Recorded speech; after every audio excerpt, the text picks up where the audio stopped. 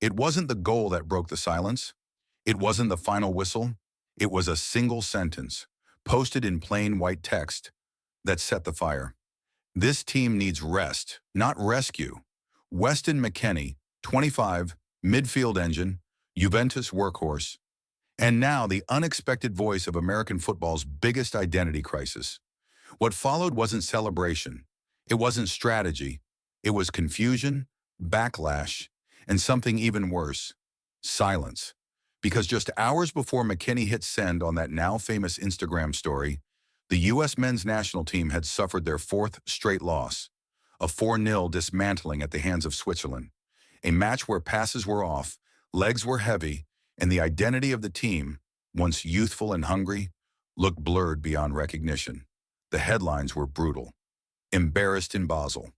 Where's the fire? U.S. team sleepwalks again. Fans were livid, not just at the scoreline, but at the feeling that something deeper had cracked. And that's where McKennie came in. He wasn't even on the pitch. He had sat out with a minor injury, watching from the bench. But when cameras turned to the dugout, his face told a story no stat sheet could explain. Something was wrong, something he couldn't let slide. So he posted, and within minutes the narrative shifted. On Twitter, the reactions flooded in. Finally, someone said it. Rest? Are you joking? Is he calling out the coach or protecting his mates? We need warriors, not wellness bloggers. What did he mean? Was this a subtle dig at the coaching staff? Was it a defense of his teammates' mental and physical burnout? Or was it something else entirely? A warning shot from a leader watching his squad fall apart. The quote itself was cryptic, but the ripple effect wasn't. ESPN analysts debated it for half the night. Podcasts ran emergency episodes. A viral TikTok stitched McKennie's quote over a slow montage of USMNT losses. And in pubs from New Jersey to Los Angeles, fans argued one question. Is he right, or is he running from the fight? In a team that once promised to usher in a golden era, why is the loudest voice now calling for quiet? Weston McKennie had spoken, but America wasn't sure what he meant, or whether they wanted to hear it. This wasn't just a player venting. This was the first crack. The moment where frustration left the locker room and went public, and the real match was only just beginning. Weston McKennie had always been a spark. On the field, he played with urgency, charging into tackles, covering ground like a man on fire.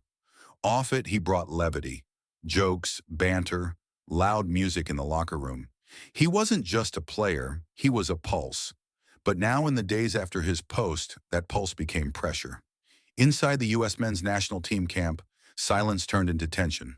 Coaches avoided eye contact. Teammates whispered in corners. No one openly criticized McKennie, but the weight of his words lingered like fog after a storm. Some agreed with him, privately. Others felt blindsided. To them, the team was already under siege. From pundits, from fans, from a federation that, behind closed doors, had already begun to question whether this golden generation was more marketing than merit. And now one of their own, one of the leaders, had seemingly cracked the unity wide open. In meetings, no one mentioned the post, but it hung in the air like unfinished business. Training sessions were sharper than usual, but not in a good way. Misplaced passes were met with glares. Every mistake felt amplified. Mauricio Pochettino, now in his 5th month as head coach, held a closed-door meeting with his staff. He's not wrong, one assistant muttered, but he made it public. Pochettino's face didn't move. He was used to drama, had handled egos in London, Paris, and Buenos Aires. But national teams were different. You didn't buy players here.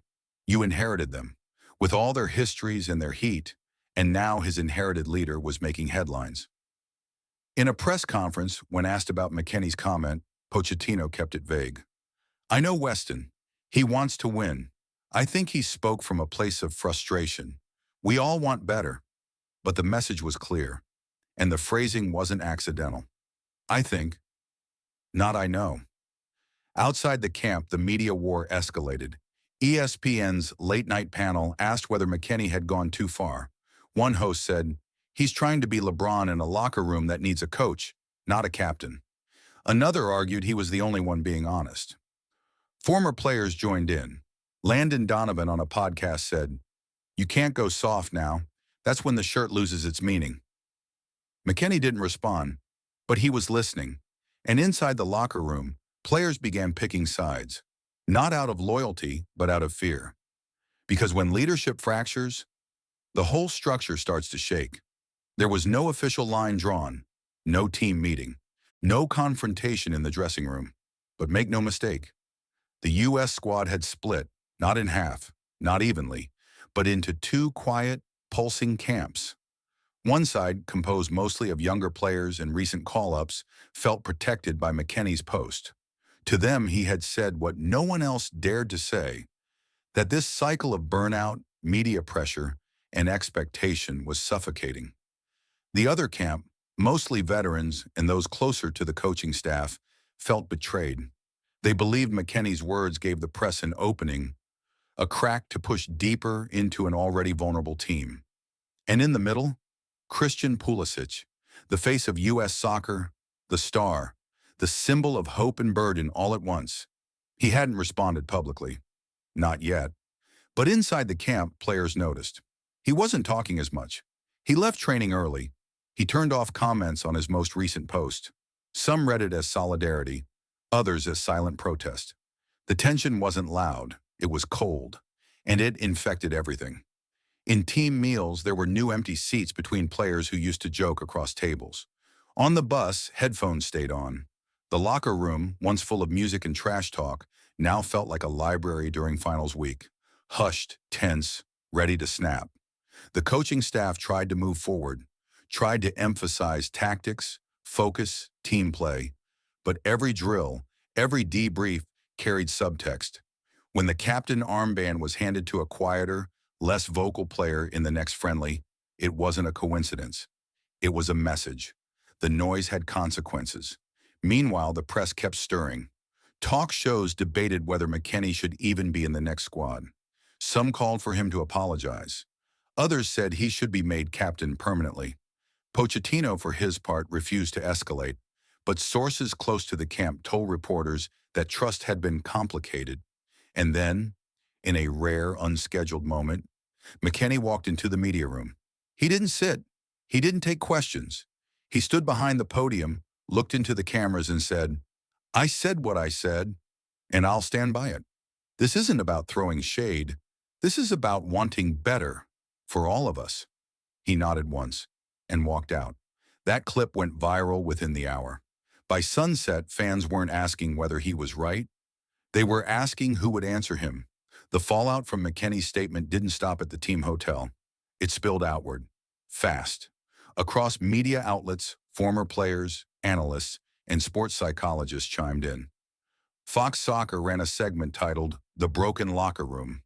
The Guardian published a piece calling the USMNT a project in identity collapse. And on ESPN, a roundtable of ex-internationals debated whether McKennie had exposed a deeper truth or just made it harder to fix.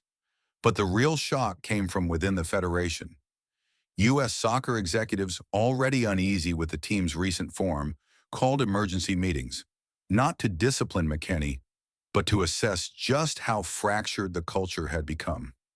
Internally, there was talk of bringing in outside help, crisis counselors, team psychologists, a senior advisor with Olympic-level experience in group dynamic repair. It wasn't just about performance anymore. It was about control. Behind closed doors, one board member reportedly asked, "Do we have a player leadership problem or a leadership player problem?" And through it all, McKennie remained mostly silent. He trained, he showed up, but he didn't elaborate on his statement. Instead, others did. Clips from past interviews resurfaced. Times when Weston had hinted at burnout, pressure, disconnection. A viral Twitter thread compiled them all under the title, "He's been warning us." Meanwhile, Christian Pulisic finally broke his silence. In an exclusive sit-down with CBS Sports, he was asked directly about McKennie. He paused, then said, "I think everyone wants what's best. Sometimes that means pushing each other. Sometimes it means protecting the group. It's not either or." The answer was clean. Too clean, some said. It didn't support McKennie, but it didn't contradict him either. Fans read between the lines. Debates erupted again. Even MLS players not involved with the national team weighed in. Some praising McKennie for speaking truth, others calling for unity, not statements. Meanwhile, whispers emerged about the next squad selection. Would McKennie be named captain? Would Pulisic? Would either? No one knew. But what everyone agreed on was this: whatever came next would define everything that followed. It was supposed to be a fresh start, a friendly match, low stakes, a chance to reset, reconnect, rebuild. But from the opening whistle, something was off. The passes weren't just sloppy, they were indifferent. The communication, minimal. Body language, tense, defensive, fragmented. It wasn't just a bad performance. It was a team on edge, performing under a microscope, each player wondering not just what to do, but who to trust. McKennie played the full 90. He didn't score. He didn't celebrate. He didn't speak after the game. Neither did Pulisic. Instead, the cameras caught them walking past each other in the tunnel. No nod, no glance, just silence. The next morning, a bombshell headline dropped. McKennie left out of leadership group for summer camp. No explanation, no quotes. Just a short statement from U.S. Soccer citing rotational decisions, but fans weren't buying it. They had seen enough. The fracture was now institutional. On social media, hashtags exploded. Number Free McKennie, number Captain Conflict, number USMNT divided. And within hours, pundits confirmed what many feared. Internal sources said the decision came not from the coach, but from above. A message, a punishment. The player who spoke had been sidelined, not from the pitch, but from power. In the days that followed, interviews came and went. Pulisic deflected. Pochettino insisted, all is fine. McKennie posted only one thing, a black screen with 3 words, I'll be ready. Some called it defiance. Some called it pride. Others saw it for what it was, the end of something, not a cycle, not a tournament, but the illusion that this team was still whole. Because Weston McKennie didn't just speak out, he exposed what U.S. Soccer didn't want to admit. That silence, no matter how patriotic, can't fix a team that refuses to listen. And now, the fracture wasn't just emotional, it was structural, and it wasn't going away.